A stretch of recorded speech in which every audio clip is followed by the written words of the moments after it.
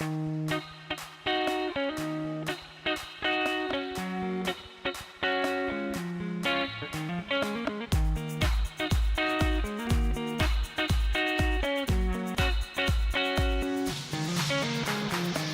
y a un fil rouge et des étapes qui ont été organisées sur la thématique de l'innovation sociale. Aujourd'hui, il y a une demande des entreprises, une remise en question des modes de management, on va dire, classiques.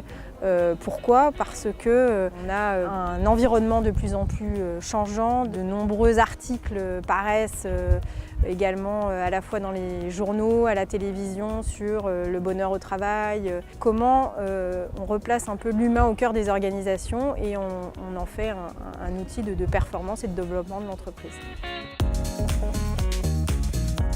Je vous souhaite une très chaleureuse bienvenue à Biarritz, ici, dans cette cité de l'océan. Et j'espère que vos travaux de l'après-midi, qui semblent importants et copieux, seront évidemment d'une parfaite réussite.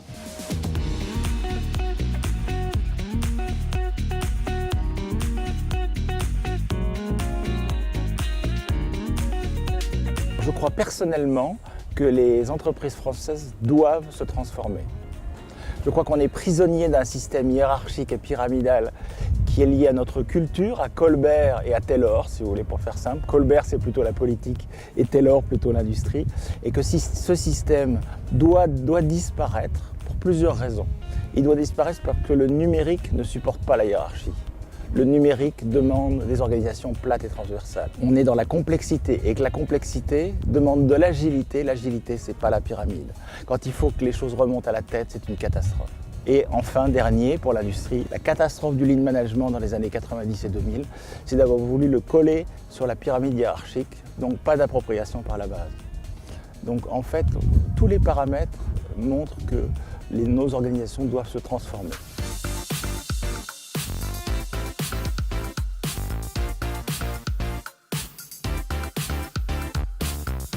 Je suis moi fermement convaincue qu'une entreprise réussit à être ce qu'elle est et à se développer si elle concentre beaucoup de ses efforts sur la reconnaissance de ses collaborateurs, sur l'accompagnement de ses collaborateurs, comment elle leur permet de se développer, comment elle leur permet de vivre bien ensemble et de travailler ensemble dans un but commun, dans une vision commune. Donc oui, c'est passionnant parce qu'on travaille avec des hommes et des femmes.